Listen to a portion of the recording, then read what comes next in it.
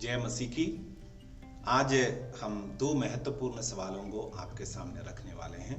वो है how come Bible has only 66 books. Bible के अंदर सिर्फ 66 किताबें क्यों हैं? क्या इसके अंदर बाइबल में और किताबें जुड़ सकता है या इसमें से कोई किताब निकाल सकता है? ये दो सवालों को आज आपके सामने मैं रखना चाहता हूं। परमेश्वर के वचन के बारे में दूसरे तिमुथियुस की किताब 3 अध्याय 16वीं आयत में इस प्रकार लिखा है, हर एक पवित्र शास्त्र परमेश्वर के प्रेरणा से रचा गया है। परमेश्वर का वचन बाइबल के बारे में परमेश्वर का वचन खुद कह रहा है कि वो परमेश्वर के प्रेरणा से, इंस्पिरेशन से रचा हुआ है।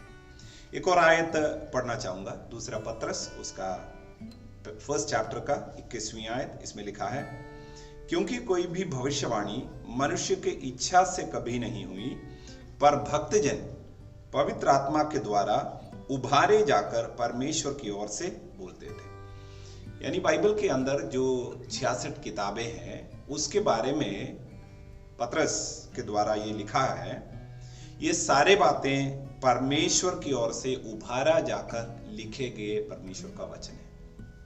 लेकिन अब हम और थोड़ा पीछे जाके परमेश्वर के वचन को, यानी ये 66 किताबों को कैसे बाइबल के अंदर इंक्लूड किया और कोई किताबों को क्यों इसमें शामिल नहीं किया, इस तरह के सवालों को थोड़ा समझने का कोशिश करते हैं। बाइबल के जो रचना है या बाइबल को एक साथ लाने की जो प्रक्रिया है, उसके अंदर अलग अलग फेस शामिल हुए थे और परमेश्वर के लोग, प्रभु के दास लोग जब इसको फाइनली अप्रूव कर रहे थे, बाइबल के अंदर 66 किताबें हैं, मेनली उन्होंने 3 इंपॉर्टेंट प्रिंसिपल्स को, सिद्धांतों को उन्होंने कंसिडर किया। वो कौन कौन सा है? पहला है, बाइबल के अंदर कोई भी किताबें, स्पेशली नए नियम की बात मैं कर रहा हूं, पुराने नियम का बारे में इसके तुरंत बाद में आपको बताऊंगा। नए नियम के बारे में ये कहा गया, ये प्रेरितों के बीच में से निकला हुआ किताब होना चाहिए। प्रेरित यीशु मसीह के 12 थे, चेले तो बहुत थे लेकिन 12 प्रेरित, और इन 12 प्रेरितों को मरकुस रचित सुसमाचार 3 अध्याय 13वीं आयत से जब आप देखते हैं आपको दिखाई देगा, यीशु ने इसलिए चुना ताकि वे उनके साथ रहें और वे उनको प्रचार करने के लिए भेजें, और जैसे यीशु ने सेवा करते थे उसी प्रकार वे भी सेवा करें। यानी यीशु मसीह का सेवकाई जब से शुरू हुआ, ये 12 चेलों को या प्रेरितों को ऐसे प्रभु ने अपने साथ रखा कि यीशु ने कुछ भी करा वो सब उन्होंने देखा। यीशु ने जो भी प्रचार किया उन्होंने वो सब सुना। यीशु के मृत्यु को उन्होंने आमने सामने देखा। पुनरुत्थान पाए हुए यीशु मसीह को उन्होंने अपनी आंखों से देखा। ये बहुत जरूरी था, क्योंकि बाइबल या मसीहत ऐसा कोई फिलॉसफी नहीं है, बल्कि वो एक व्यक्ति यीशु मसीह के ऊपर सारे बातें आके क्लाइमैक्स आता है। तो यीशु के बारे में, उनके जीवनी के बारे में फर्स्ट हैंड, आमने सामने देखना, सुनना इनके लिए बहुत जरूरी था। और इसी वजह से यीशु ने ये 12 चेलों को प्रेरित करके उनको डेजिग्नेशन भी दिया, उनको ऐसे पुकारा। प्रेरित शब्द का क्या मतलब? उसका मतलब है सेंट वंस, यानी जिनको भेजा गया है। इस कॉन्टेक्स्ट में, इस संदर्भ में यीशु मसीह से अपने संदेशों को, अपने कामों को फैलाने के लिए जिन लोगों को प्रभु ने अपना मोहर लगाकर जो भेजा, वो है ये 12 लोग, 12 प्रेरित। इसलिए इन 12 प्रेरितों के बीच में से अगर एक किताब निकला है तो वो बाइबल के अंदर हो सकता है, क्योंकि उन्होंने जो सुना, देखा, वही बातें उसमें लिखा है। आज 2000 साल बाद भी उसमें कोई बदलाव नहीं होगा। कोई कोई किताब, जैसे मरकुस का सुसमाचार, लूका रचित सुसमाचार, ये कोई प्रेरित ने नहीं लिखा, फिर ये बाइबल में क्यों है? बाइबल को एक साथ लाने वाले प्रभु के दास लोग, ये करीब 3रे सेंचुरी में है, उन्होंने एक और बात देखा, क्या अगर प्रेरितों ने नहीं लिखा है तो प्रेरितों के सुपरविजन में या प्रेरितों के अप्रूवल के साथ लिखा हुआ किताब है या नहीं। अगर हम लूका के सुसमाचार को देखेंगे, लूका प्रेरित पौलुस के सहयोगी, साथ चलने वाले व्यक्ति थे। उनसे उन्होंने सुना है, देखा है, समझा है। और लूका अपने बारे में एक और बात कहते हैं, मैं सुसमाचार के शुरुआत में लूका के कहते हैं, मैं इन सारे बातों को जांच पड़ताल करके तुम्हारे लिए लिख रहा हूं। यानी लूका इधर उधर से सुने हुए कहानी को नहीं लिखा, उसके ऐतिहासिक सच्चाई को परख कर उन्होंने लिखा। यानी दूसरा पॉइंट मैं आपको यह कह रहा था, क्या ये प्रेरितों के अप्रूवल के साथ या प्रेरितों के सुपरविजन में कोई किताब लिखा है कि नहीं। इसी प्रकार मरकुस के बारे में हमें पता चलता है, मरकुस प्रेरित पत्रस के सहयोगी थे, उनके चेले थे। यानी वो किताब प्रेरित पत्रस के सुपरविजन में स्टैंप ऑफ अप्रूवल के साथ लिखा गया है। अब इसके अंदर पहला कंडीशन मैंने कहा, क्या प्रेरितों के बीच में उत्पन्न हुआ कि नहीं। अभी दूसरा है, क्या पहले सदी के कलीसिया के बीच में ये किताबें परमेश्वर के वचन के रूप में माना जाता था या नहीं। ये बहुत इंपॉर्टेंट है। पहले सदी के कलीसिया यानी जिसका अगुवाई प्रेरित लोग कर रहे थे और उनके इमीडिएट डिसाइपल्स थे, उनके बीच में ये किताब के बारे में वो स्वीकार्यता था या नहीं। जैसे प्रेरित पौलुस का किताब है, एक जगह में प्रेरित पत्रस कहते हैं पौलुस के लिखने के बारे में, पढ़ने के लिए काफी मुश्किल है, कठिन है, लेकिन वो भी परमेश्वर के वचन के अंदर इंक्लूड किया हुआ एक जिक्र प्रेरित पत्रस करते हैं। यानी ये आपको दिखाई देता है प्रेरित पौलुस के लिखित जो पत्री हैं, खत हैं, वो परमेश्वर के वचन के रूप में फर्स्ट सेंचुरी के यानी पहले सदी के कलीसिया ने मान लिया था, इंक्लूडिंग पत्रस ने मान लिए थे। ये एक बहुत इंपॉर्टेंट बात था। और उस समय के मशहूर कलीसियाएं जैसे एफेसुस का हो गया, रोम का हो गया, अंताकिया का हो गया, ये सब कलीसियाओं में इन किताबों को या इन पत्रियों को या इन सुसमाचारों को परमेश्वर के वचन के रूप में एक्सेप्ट किए थे या नहीं। वो दूसरा कंडीशन था कि एक किताब को बाइबल के अंदर जोड़ा जाना है या नहीं। तीसरा था, क्या जिस किताब के अंदर से आप पढ़ रहे हो या जिसके बारे में जांच पड़ताल कर रहे हो, क्या इसके अंदर प्रेरितों के द्वारा लिखे गए, प्रचार किए गए सुसमाचार के साथ तालमेल है या नहीं। थियोलॉजिकली उसके साथ मेल खाता है कि नहीं, ये एक इंपॉर्टेंट सवाल था। तो तीन बातें मैंने कहा, प्रेरितों के बीच में ये इसका शुरुआत है नहीं, और पहले सदी के कलीसिया में ये प्रचलित प्रभु के वचन के तरीके में था या नहीं, और तीसरा इसके अंदर प्रेरितों के द्वारा सीखे गए, सिखाए गए उन बातों के साथ मेल खाता है कि नहीं।